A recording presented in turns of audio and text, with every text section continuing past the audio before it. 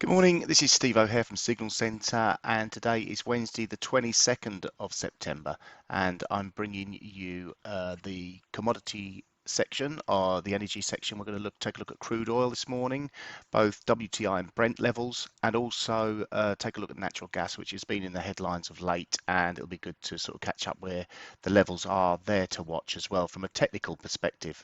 So we'll start with the higher time frame charts and drill down to shorter time frame to get a little bit more color on this. And this is a formation I've been mentioning for a while now. We ran into resistance, 76.35 WTI crude oil. That was the high on this chart, and it formed a evening doji star formation, which is a negative formation. So it's ran into resistance and rejected it. The previous swing high back in October 2018 was 76.80, so we stalled just in front of that. Over the past couple of days, conditions have been a bit choppier. We've got the market still wary over supply conditions, and also we've got the China effect with everything going on there, and this is having an impact on the potential consumption as well of oil. So a little bit indifferent. Let's drill down to the daily chart and see the formations we're looking at. There's a bit of a triangle formation going on here. We've only got a trend line here with it's got 3 points connected. It's got these 2 days here and that one there, so we can say that's a trend line. And this one obviously has a couple of days early on with this one, and we're looking at the top of that triangle range. And obviously we've had an uptrend, so potential for this to be a continuation, but again, we wait and see where it breaks. Really has to break above, well, let's take a look at the 4-hour chart to get a little bit more accurate readings on this. So 72.85 is the resistance here.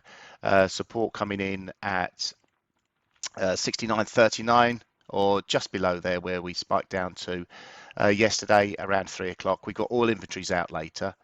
That's going to be key, so bear that in mind. But we've had a decent reaction higher over the last 12 to 18 hours of price action.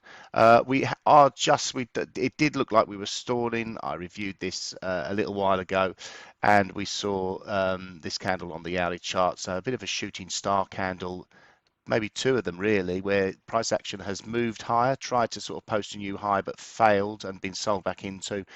And we're seeing the price action in this hour also try to push higher. Really, if we do get a break above 71.68, then that does open up the upside a little bit, but all inventories out later, so beware of that. On the Brent side of things, again, from a longer term perspective, we've got the same sort of price action, same sort of price formations. The levels to watch really will drop down to the 4-hour chart to sort of pick up on this. And we've had the reaction from this 72.60 level, which again was just below the previous swing low, 72.68, back on the 14th of September, so just over a week ago. And really looking to sort of see a little bit of a reaction really around these inventories, but again, the 4-hour chart posted a bit of a shooting star, and we've seen price action start the 9 o'clock candle on the 4-hour chart, and it's trying to push higher once again. So again, if we do get a break or push above 74.82 on the Brent oil, then that maybe opens up a move to 75.50. Otherwise, we're looking for maybe a retest of this 72.60, which looks like solid resistance support at the moment. Natural gas, take a look at the longer term chart on natural gas, and we can really dive into where we are. It feels like it's prices have spiked to huge all-time highs, but as we can see from this chart, they are a long way off that. From the 2008 credit crunch swing high of $14.27, we've drawn Fibonacci down to the post of the low, which is $1.52 or $1.53, and we haven't even seen a 38% retracement yet. So still potential on the upside for natural gas, despite how it's felt that we've had this euphoric rise, which we saw back in 2018 as well. We saw quite a decent percentage rise there from the low of the year to the high of the year, we saw a 94% upswing in prices.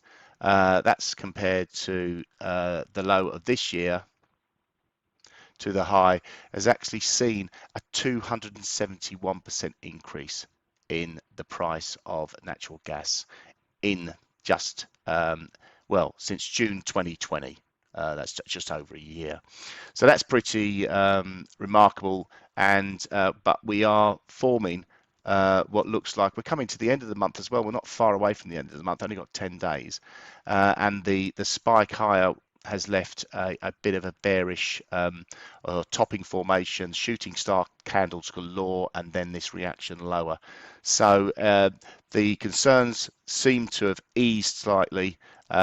There's still potential, but if we look at the volumes, we can see how the volumes spiked really. This is a 4-hour chart. The volumes have spiked really since sort of end of August and when we got the break of 420. For 420 for me is really where the support will come in, and we can see that since the sell-off started, we've seen the volumes spiking and falling from there. So we are seeing a sort of natural move where volume is falling as prices fall as well. So that sort of boost or injection of volume we had has dissipated. So try and grab a few little levels to watch on a daily basis. Obviously, we've got we'll have previous resistance turned into support. That's come in the shape of around about 479. We got the spike down to 476. A break below there that opens up a further move to potentially 458. But 420 for me is the level to really sort of like consider whether it's worth getting long of this again. On the upside, really need to clear $5. $5.10 would sort of like be quite a significant barrier to overcome at the moment. That's where we see resistance, and I'd be looking to fade maybe in front of there with a tight stop, maybe at 520, but a break above there and a clear break of 520 could open up another further attack on the upside, and even looking at levels that we saw back in 2014 of 668. That's it from me today. I hope you enjoyed it. I hope it's been informative, and I look forward to sharing some more views with you next week.